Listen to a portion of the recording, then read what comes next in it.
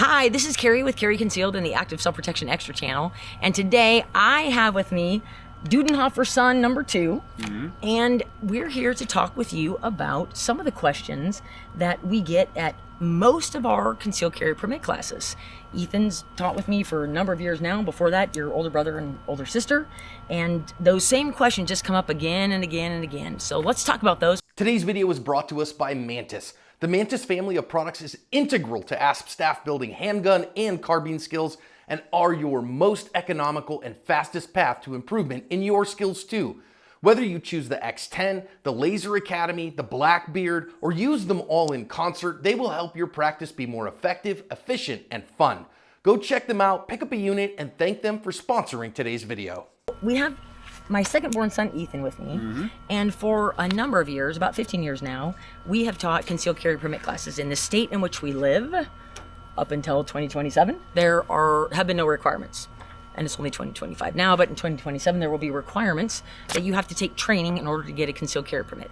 So up until now, there's been no training required, but we've still offered concealed carry permits or concealed carry permit classes for folks that want a multi-state permit that allows them to travel in more states. And the permits in our state are pieces of paper.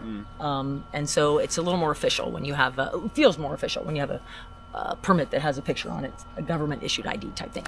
So anyway, so we've offered those classes for years. And the same questions have come up again and again and again in those classes. And other classes. And good point. And other situations. And other situations. Good point. Yeah, like I just did a talk for the Wildlife Council in our area. Yeah. And I got some doozy questions. Some juicy ones. That were similar to the ones we get in permit classes, although a little more juicy. All right, so let's start with after offensive use of force encounter, folks will often ask us what can they say, what can they do, how can they help get 911 on their side, whether it's the call takers or it's the first responders. How can they get them on their side? We hear that a lot. And what's interesting to me, sorry, you're going to go in a second. Right. What's interesting to me is that often people will ask you, or for you, Haley and Toby, those questions that they don't want to ask me. Even though I'm available to them on break, you're doing their fingerprinting, you're taking their photocopies and all that, they'll ask you these questions. And so you often hear them more than I do. Yeah.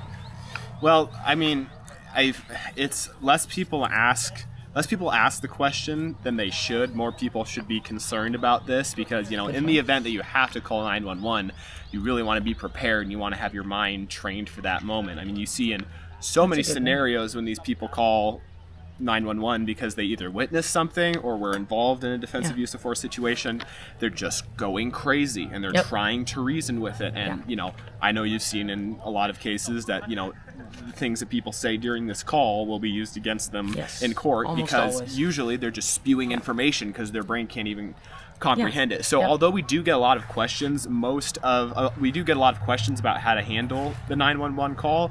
Usually, well, let's see. Well, it'd be better if more people asked them. Yeah, well, let's see. We do get a lot of questions about what to say during a 911 call, whether you're the victim, a witness, or the defender. Either way, I get questions for that too, but I mostly see mistakes being done on badge cam videos or something like that when they have the recording of the caller. That's when I actually the hear 911 call taker. That's when I hear these these situations actually go down. If that is coherent. That's totally coherent. And actually, Ethan, I would add to that the expert witness cases that I have had. I have 2 right now. They're in the final stages and they're culminating, literally as we speak. And it's those 911 calls where they're desperate for help. Which is understandable, and I can't even imagine that. And that's where the things that are said, I know what they mean because I've talked to them afterward. That's not necessarily what investigators might get from what they're saying. It also surprises me that during these calls, I hear a lot of the time on the badge cam videos that are out there and stuff, these people are they they make the call, and then they're like ready to sit there and give information. Like they dial the number, and then they're like, okay, I'm gonna sit here and I'm gonna give them all the information that they ask, and they just, you know, they kind of hunker down and they're ready to give them whatever they ask for. But then on the flip side, you're listening to the 911 operator, and they're not necessarily trying to like grab information like this. Right. They're trying to keep you on the phone, so that they can grab information, and that's where some manipulation can happen. But either way, when you begin when you need to call the police for whatever reason, like, don't, you know, this is going to be a quick call, right? This isn't going to be a sit down for 5 minutes and tell them the details. Here's the address. Who is the send help? Yeah. Who is the aggressor? Who is the defender? That, that doesn't need to be known. You don't need to give all of the details, but what details do need to be given during that call? Yeah. So my maiden name's McDonald, as you know. Yeah. You live next to Yaya and Papa McDonald, right? Yeah. And this is the yard I grew up in. Yeah. So EIEIO, and I like to say essential information only. Yeah. And that's what I want to get. The truth is this, though, Ethan.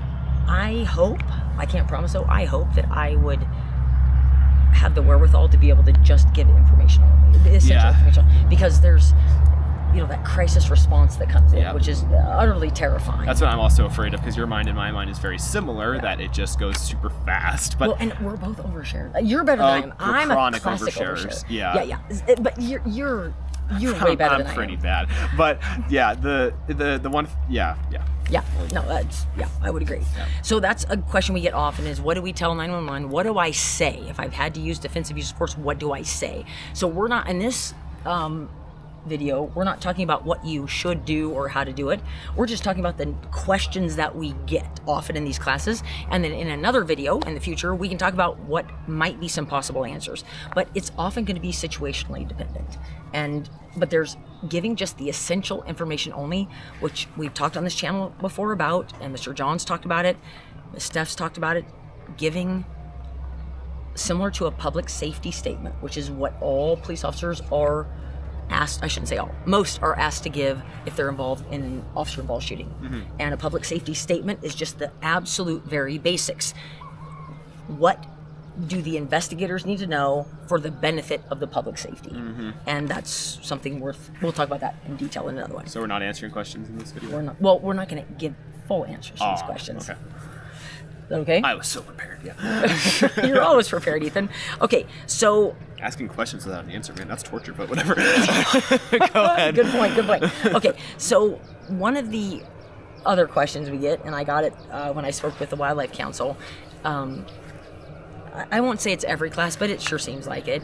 And it goes something like this, although not as convoluted, so I'm kind of exaggerating here, but it'll say something like, my brother-in-law's sister-in-law's cousin, second removed, said, twice removed, said that, and he's a deputy, and he said that if I'm involved, if I have to shoot someone in my yard, that I need to drag them in the house before I call police.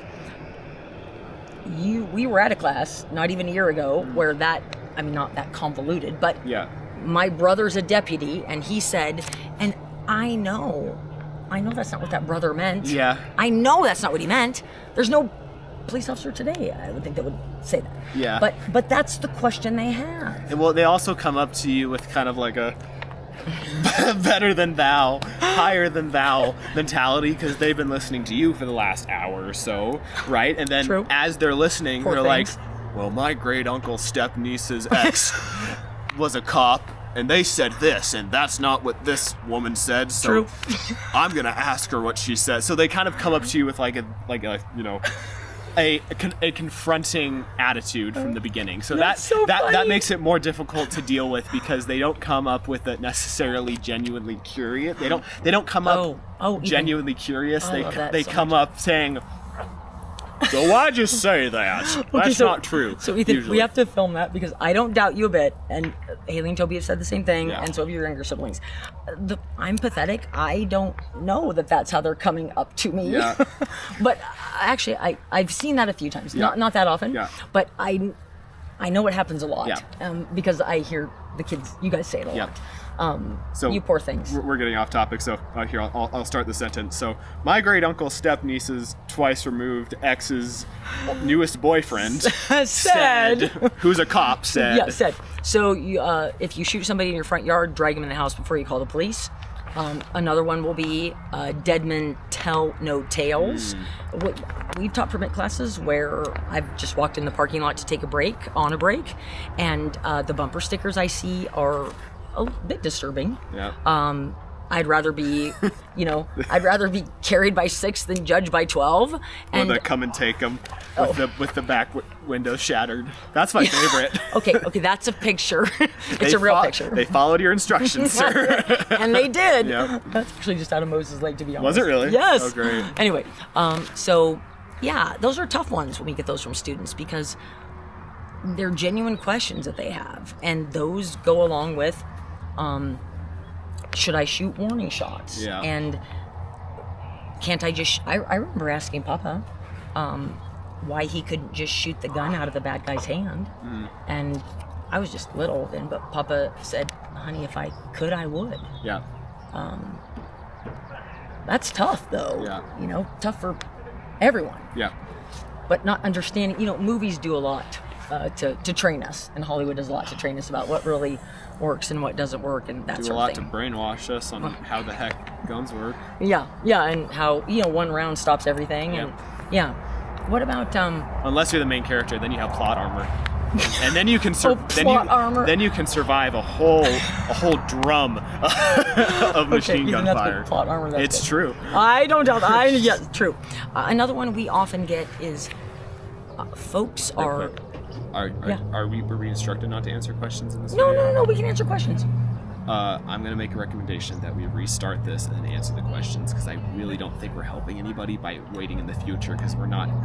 I totally see what you're They're probably not going to go and watch that video. We're just They going to might. ask questions and then not give an answer. And they might not, honey. Either way, I feel like we've given enough stuff. We'll tease another one, and then I'll do a full explanation on how to do it. I don't doubt you, Ethan. I don't doubt you. But this is... Let's just keep going with what we have. Okay. And then we don't have to use this. We can scrap it if we want to. No, it's not that. I just don't it's just the idea of making we get these questions a lot and then not giving answers to the questions. We'll give answers, just not at this moment. All right. And sometimes, Ethan, truthfully, when you were in, you're doing your school stuff, where you had a big question in life, and you'd ask it, would I give you the answer? That's a hard question to answer. Did I give? Ethan, here's how it is. I'd often ask a question back, or say, "Hey, Yes. that's interesting." And why is that? Because struggle's good, Ethan. We all have to struggle to learn. Yeah. And we all learn best when we're getting answers to our own questions. Yeah. So anyway, you're That's not fine. wrong. Yeah, You're not yeah. wrong. Yeah, So okay. So one other thing I was gonna mention that we seem to get a lot is people are very surprised that it is considered negligence in the eyes of the court that to be carrying a firearm for defensive purposes and carry ball or practice ammunition in that gun. And people are surprised by that because a lot of people think that hollow point ammunition is illegal. And when we some electrical smell. Something's burning somewhere. Sorry everyone, but our house is okay. We'll be back in just a minute.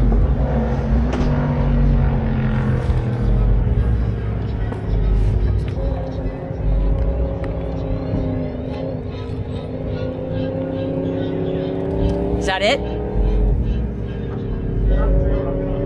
Yeah, get up. It's not the cooler cart. Ooh, that's pungent. Ethan, it's kind of blowing by now. It's not... Okay. I was going to wonder about that. Is that it? Okay. Glad it's not your cooler cart, Ethan. That'd be bad. That'd be really bad. Did you tell Daddy? Okay, good job. Okay. So Restart question. Yep, no, we're good. So one of the questions one of the concerns that people have is hollow point ammunition illegal? Or they'll be surprised that carrying ball ammunition, practice ammunition, Yeah. in their defensive gun, they'll be surprised that that is considered negligence in the eyes of the court. And so we have to go into details about, I mean, there's 3 primary reasons. We won't go into them in this video because we're not going to give all the answers now. We're going to let people think about it and then we'll give them next time. But why, people often think defensive ammunition, the Harlow point ammunition, is illegal. Yeah. And the last time I checked, which has been a while, it was illegal for private citizens to own in the state of New Jersey. Yeah. Law enforcement didn't have it, and then did have it, and then in the city of San Francisco, and for private citizens. Sounds about right. If people understood why it was so important to have it, though, I mean, I know you know, but isn't it kind of funny? If people only knew how important it was to have it, they would know. I mean, let's be honest. The guys in Jersey that like shouldn't have the ammunition probably have it because they're the guys that manufactured. If I had to assume, Could be. All the Italian mafia. They might reload their own stuff. Yeah. Okay, so one of the other ones we get is, what about empty chamber carry? Or Israeli carry, whatever you want to call it. And Mr. John, a number of years ago, did a video, and I can't promise we'll put a link to this, but hopefully we will in the description. But it's a video that, in my neck of the woods, has changed a lot of people's lives because it's a compilation of people that are carrying without a round in the chamber because they believed that they would have the time and the ability. It's not about time. Yeah. Usually it's about ability. That they'll have the ability in them after an event kicks off to rack around into the chamber. I struggled with this for a long time when I was little. I mean, most of this information I contracted when I was, under, 18, but whatever. But still, you were taking shooting classes and putting a loaded gun on your body in a holster, yes, so yeah. But the idea of concealed carrying with a load in the with a round in the chamber, just like, it kind of makes you uneasy. At least it makes me uneasy. It should make us uneasy. And especially if we don't understand holsters. Exactly. And so I was on the fence. I didn't really have strong opinions about it, but I was on the fence, and then I watched that video, and it all kind of made sense because in a lot of these, scenarios, like real life encounters. Exactly. It takes so much for you to make the decision that you're going to draw your certain fire. amount of things have to happen. And once that decision happens, things have probably gotten really bad. Yeah, like you might even be close to hand, yeah, or having to move something or move a child out of the way. Bad enough to where you can't afford an extra step or an extra thought. Oh, well said. Like, it has to be ready to go. So, you would watch these videos and they would draw, and then they'd, come up like this, and then come down here, and then they would get tackled by whoever. Yeah. Like it. Yeah. I remember just being on the fence and then seeing that, and I'm like, I get it, and it makes sense, but it's still hard for me to reason, but I get it. Yeah. I get it. And helping our students learn how to be comfortable on their own. Like, I never ask anyone to believe me about anything, including any of you. And I want my students, I want to give them the information they need to make decisions for themselves. Yeah. And for them to be able to learn, well, how could I possibly carry a loaded gun on my body and know with assurance, as long as, I don't say we've done this, but as long as it's not a blank. Anyway, you don't know anything about this. You can't say a word, Ethan. Can't I throw know any you know. shade. That's right, Because exactly. those fans are in the comments that will die for that guy. Yeah, and the sad thing is when your own state training commission bans it on any state-owned range, it's tough. But anyway, how can we help our learners discover for themselves that the way that they can safely, efficiently, and effectively carry a loaded firearm in their body, and why they might want to do that? That's the big question for me, and that's why I feel like the compilation video that Mr. John made is so helpful and really helps people understand that. I think that's about it. We talked about shooting them in the hand. We talked about warning shots. But let's do some videos. We'll do them, Ethan. Coming up and answer those questions individually. We better, or I'm going to go insane. I'll just film a video myself and then send it to John. Like, hey, here's the answers, by the way. If you want to, you've heard them long enough, you poor child. Skirt these into a video somewhere so that I feel better. Yeah. So say, hey, just don't listen to my mom. Listen to Ethan. No. But yeah, you're right though. We don't want to leave people hanging, but. It's also good, and it's also good for people to have time to think about these. And do they actually have those questions themselves? Yeah. Because us having those questions for ourselves, that's what led us to get the answers that we needed. Because we might have different answers we need. Yeah, and now that we have the answers, we want to be able to answer the students that ask these questions. And help guide them to to Yes. their answers. Yes. Because their answers might be different than ours. Yes. Yeah. And that's the key. Yeah. Well, Ethan, thank you for your time. Thank you I for having appreciate me. it. And thank you for sniffing out that electrical smell that we smelled a while ago. I didn't find it. But We didn't either. But that's good. Yeah. Well, thank you for joining us, and we look forward to seeing you next week. I can't promise next week we'll be answering these questions, but we will soon. We'll soon be answering questions about and deeper questions that our students have, like why is it best to not fire warning shots or even consider them? Can't you just shoot them in the leg? Can't you just shoot them in the hand? Can't you shoot the gun out of their hand? Why do you have to shoot? Why do policemen shoot so many rounds? Or why do you have to shoot so many rounds? Yeah. Like, And I know, and a lot of people, know the answers to that, but the truth is, as instructors and our neighbors, people buying guns at gun stores locally, just average citizens, may not know the answers to those. I sure didn't when I started. And so we'll talk about those when we come back. We'll see you next week.